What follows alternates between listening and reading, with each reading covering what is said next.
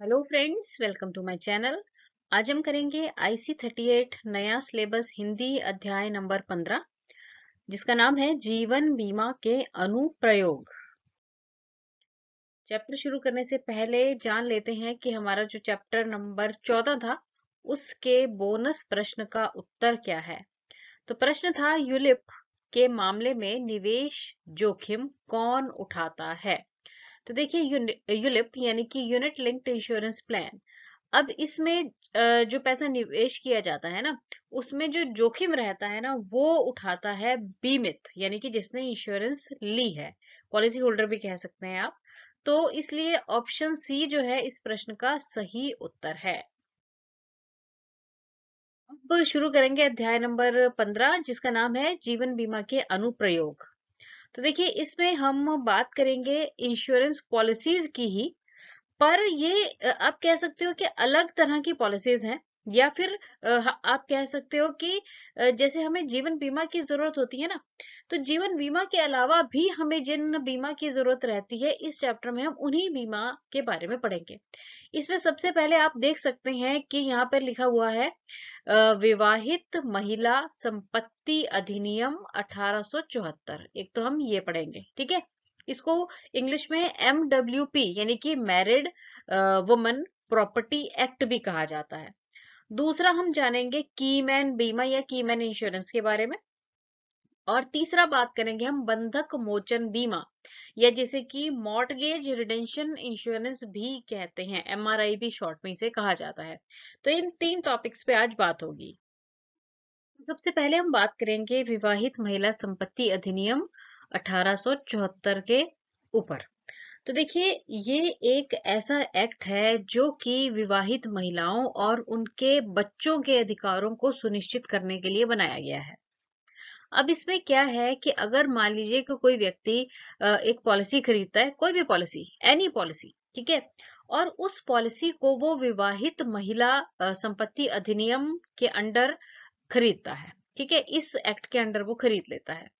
तो क्या है कि उस पॉलिसी में जो भी लाभ मिलेंगे, चाहे वो मेच्योरिटी का लाभ हो, चाहे फिर वो डेथ क्लेम का लाभ हो, तो उस लाभ पर सिर्फ मतलब उस व्यक्ति की पत्नी और उसके बच्चों का ही अधिकार होगा, चाहे डेथ क्लेम हो चाहे मेच्योरिटी क्लेम हो। उस व्यक्ति का भी खुद पे नहीं हो, मतलब उस पर पैसे पर कोई अधिकार नहीं होगा, सिर्फ उसकी वाइफ और बच्चों का ही अधिकार होगा। जो बड़े बड़े बिजनेसमैन रहते हैं या कुछ ऐसे लोग जो चाहते हैं कि मेरे बाद मेरे बच्चों का और मेरी पत्नी का जो भविष्य है वो सुरक्षित रहे, है ना, तो वो लोग जो है अपनी मतलब पॉलिसी को जो है इस विवाहित महिला संपत्ति अधिनियम के अंडर ले लेते हैं। और कई इस तरह के परिवार रहते हैं या बिजनेस, बड़ी बड़ी बिजनेस फैमिलीज होती है, जहां पर उन्हें ये डाउट रहता है कि कहीं मेरे जो रिश्तेदार वगैरह हैं या कोई और लोग जो हैं वो कहीं मेरी संपत्ति पर या मेरे पैसे पर अपना अधिकार ना जमा सके। तो इसलिए वो अपनी जो इंश्योरेंस पॉलिसी है उस अगर वो विवाहित महिला संपत्ति अधिनियम के अंडर लेंगे ना, तो फिर वो ये सुनिश्चित हो जाता है कि उसका जो पैसा है वो सिर्फ और सिर्फ उसकी पत्नी और बच्चों को ही मिलेगा, और कोई उस पर कोई भी दावा नहीं कर सकता कि भी हमारा भी इसमें अधिकार है, ऐसा कुछ नहीं हो सकता है, ठीक है जी। तो अब यहाँ पर ना आपने ये ध्यान देना है कि अगर जो पॉलिसी है वो विवाहित महिला संपत्ति अधिनियम के अंतर्गत ली गई है ना, तो उसमें जो लाभार्थी है वो या तो सिर्फ पत्नी हो सकती है, पत्नी और एक या एक से अधिक बच्चे हो सकते हैं, या फिर अगर पत्नी मान लीजिए नहीं है, तो एक या एक से अधिक बच्चों को लाभार्थी बनाया जा सकता है। मतलब ये तीन ऑप्शंस इसमें हो सकती हैं। अब इसमें विशेषताएं, इसको ध्यान में आप रखेंगे। तो इसमें क्या होता है कि ना, जो पॉलिसी ली जाती है ना इस एक्ट के अंडर, इस अधिनियम के अंडर, उसमें ना एक ट्रस्ट बन जाता है एक प्रकार से, ठीक है। अब ट्रस्टी उसमें पत्नी या फिर बच्चे को बनाया जा सकता है, ठीक है जी। अच्छा, उसके बाद यहाँ पे बताया गया है कि पॉलिसी न्यायालय की कुर्की, लेनदारों और यहाँ तक कि बीमित व्यक्ति के भी निर्णय नियंत्रण से परे होगी। तो ऐसे लोग ना जो बड़े बड़े बिजनेस करते हैं, ठीक है, अब मान लो कि बिजनेस जो है, बिजनेस में बहुत बड़ा लॉस हो गया, तो क्या है कि उनका सारी संपत्ति कुर्की हो जाती है। पर अगर उन्होंने ये पॉलिसी करवाई हुई है अपनी मतलब इस अधिनियम के अंडर, तो उस पर किसी भी लेनदार या कुर्की वालों का या बैंक वालों को या किसी का भी कोई भी अधिकार नहीं हो सकता, उस व्यक्ति का भी नहीं हो सकता। दावे की राशि जो है ना वो ट्रस्टियों को दी जाएगी। और ट्रस्टी किसे बनाया जाता है? जनरली पत्नी या बच्चे को ही बनाया जाता है। अच्छा, अब इस पॉलिसी को ना तो सरेंडर करवाया जा सकता है, ना ही इसकी नॉमिनेशन होती है, ना ही इसमें असाइनमेंट होती है। ठीक है। अब यहाँ पर ना एक और बात आप ध्यान देंगे कि मान लो कि जब पॉलिसी खरीदी गई, तो उस व्यक्ति ने ना कोई ट्रस्टी जो है ना वो अपॉइंट नहीं किया। वैसे तो स्टार्टिंग में जैसे उसने अपनी पत्नी या बच्चों को ट्रस्टी अपॉइंट कर दिया। अब मान लो कि उसने ट्रस्टी अपॉइंट नहीं किया ना, तो क्या होगा कि सरकार खुद एक ट्रस्टी अपॉइंट कर देगी, पैसा जाएगा ट्रस्टी के पास और ट्रस्टी से फिर वो उसकी वाइफ और बच्चों तक जाएगा। मतलब ट्रस्टी जो है ना, ट्रस्टी का मतलब क्या होता है? जो देखभाल करेगा, सुनिश्चित करेगा कि हाँ, जो पैसा है वो सही जगह पर यूज हो रहा है, बच्चों की फीस में यूज हो रहा है, घर के खर्चे में यूज हो रहा है। ठीक है। तो ये पॉइंट्स आपने इस पॉलिसी के रिलेटेड याद रखने हैं। अच्छा, अगला है जी कीमैन इंश्योरेंस भी कहते हैं इसे, और प्रमुख बीमा प्रमुख व्यक्ति बीमा भी कहा जाता है। देखो, जो कीमैन इंश्योरेंस या प्रमुख व्यक्ति बीमा है ना, नाम से पता चल रहा है, ये ना जनरली जो बड़ी बड़ी कंपनीज होती है ना, वहां पर ये इंश्योरेंस करवाई जाती है। अब किसकी करवाएंगे? कीमैन की। कीमैन कौन है? जो कंपनी का ना मेन हेड हो गया। अगर मान लो कि उस व्यक्ति को कुछ हो गया, तो कंपनी का काम जो है वो रुक जाएगा, नहीं हो पाएगा, है ना। बड़ी बड़ी डील्स होती हैं इनकी, नहीं हो पाई मान लो, या शेयर्स डाउन चले गए, तो कीमैन इंश्योरेंस जो है ना वो फिर उस समय में कवरेज प्रोवाइड करती है, और उस पैसे से फिर कंपनी के जो लॉसेस वगैरह हुए हैं उनकी भरपाई जो है वो की जाती है। उसके बाद आया जी बंधक मोचन बीमा। इसे मॉर्टगेज रिडेंशन इंश्योरेंस भी कहते हैं, शॉर्ट फॉर्म में एमआरआई यहाँ पर लिखा हुआ है। बंधक मोचन बीमा जो है ना, ये जनरली किन लोगों के लिए लाभदायक रहता है? मतलब जो होम लोन लेते हैं ना लोग, उनके लिए ये बीमा जो है वो हेल्प करता है। देखो क्या है कि मान लो कि किसी व्यक्ति ने होम लोन लिया, ठीक है। अब जब होम लोन लेते हैं तो जो किस्त है वो हर महीने की फिक्स हो जाती है, और जब तक होम लोन चलता रहता है, जो हमारा घर है जो होम लोन पे लिया गया है, वो बैंक के पास गिरवी पड़ा रहता है। ठीक है ना। तो जब होम लोन कंप्लीट हो जाता है तो कागज जो है वो हमें मिल जाते हैं। अब मान लो कि अभी लोन जो है पूरा किस्तें उसकी भरी नहीं गई थी, जो मेन व्यक्ति था जिसके नाम पर घर लिया गया था और जो किस्तें भर रहा था, मान लो कि उसकी डेथ हो गई, तो अब बैंक तो नहीं ना रहने देगा कि घर में क्या आप रह लो। ठीक है ना, वो तो कब्जा कर लेंगे। तो इस प्रकार ऐसे केसेस के लिए बंधक मोचन बीमा होता है। इसमें क्या होता है कि जब आप होम लोन लेते हैं ना, तो उसके साथ एक बंधक मोचन बीमा भी ले लिया जाता है। उससे क्या है कि होम लोन की मान लो कि 10,000 किस्त जा रही है, तो इसकी भी साथ में 1,000 रुपए चल पड़ेगी, तो 10,000 या 11,000 में ज्यादा डिफरेंस नहीं पड़ेगा। पर अगर मान लो कि उस व्यक्ति के साथ कुछ मिसहैपनिंग हो गई, तो लोन की जो बकाया राशि थी वो इंश्योरेंस कंपनी बैंक को दे देती है, और घर जो है फिर वो फ्री हो जाता है, जो और उनको कागज जो है वो मिल जाते हैं। तो इस प्रकार जो होम लोन लेते हैं ना, गृह ऋण लेते हैं, उन लोगों के लिए ये पॉलिसी जो है ये काफी बेनिफिशियल है।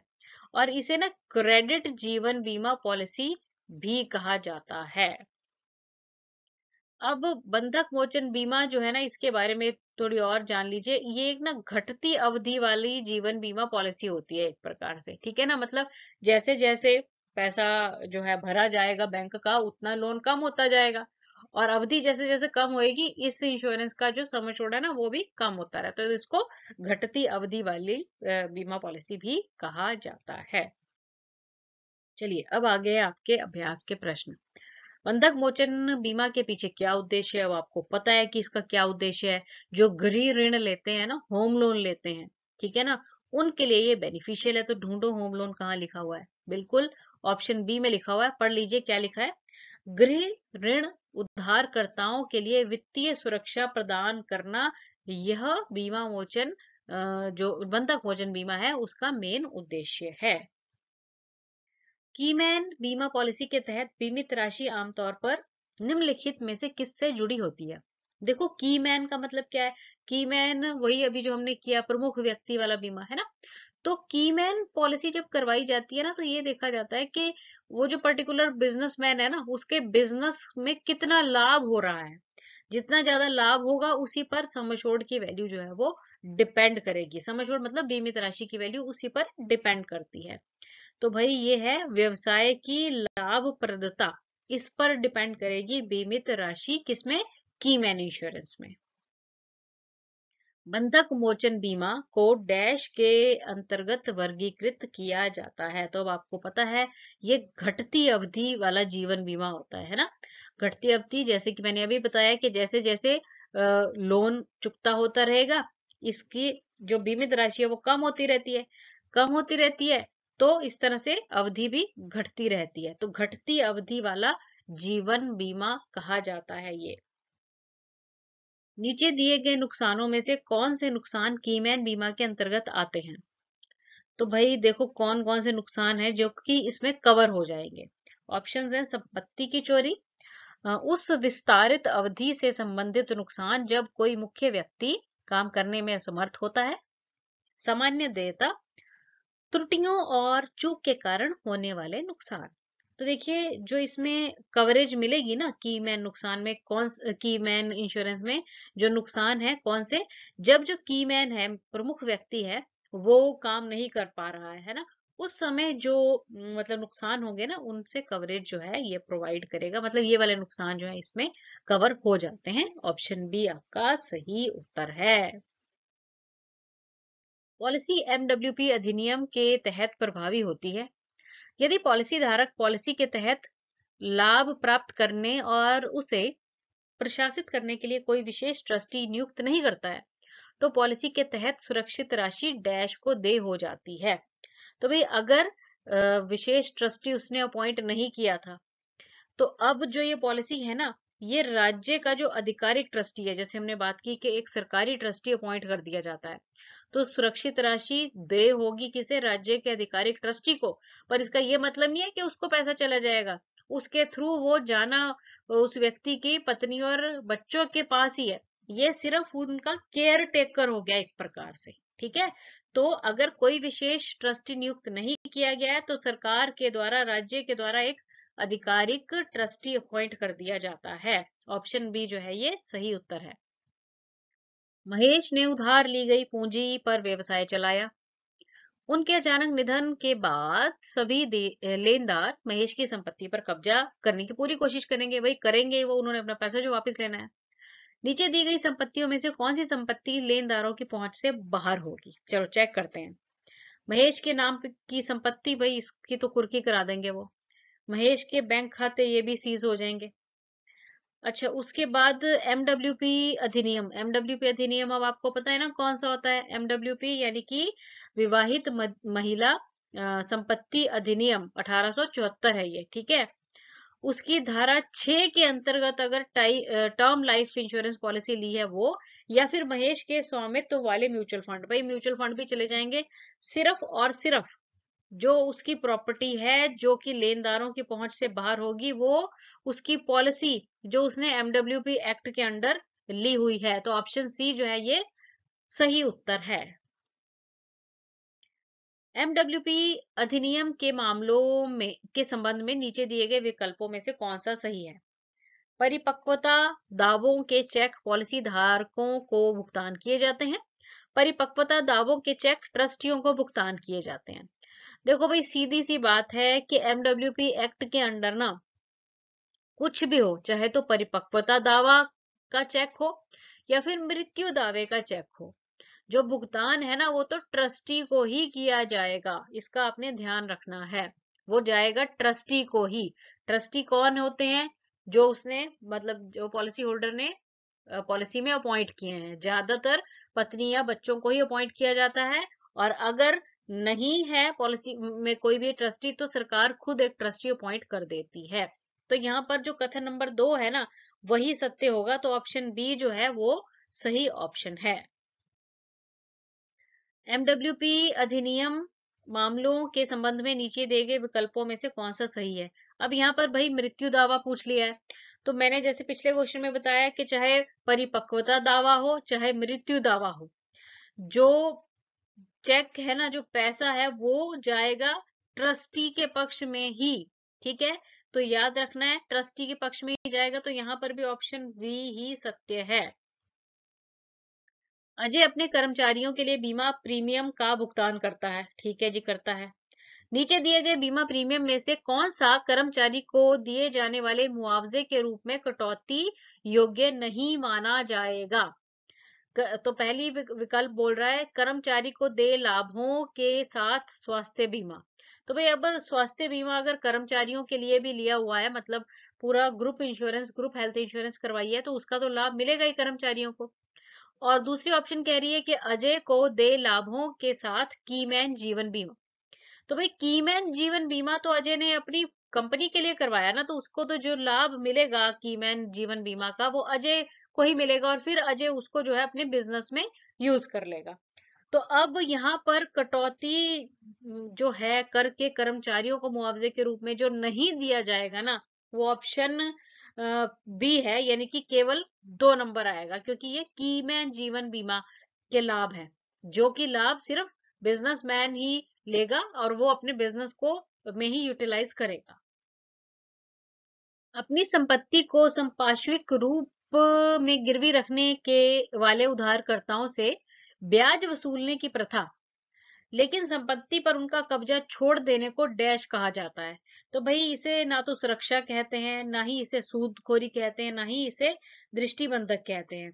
इसे कहते हैं बंधक। ठीक है, मॉर्टगेज इंग्लिश में कहते हैं।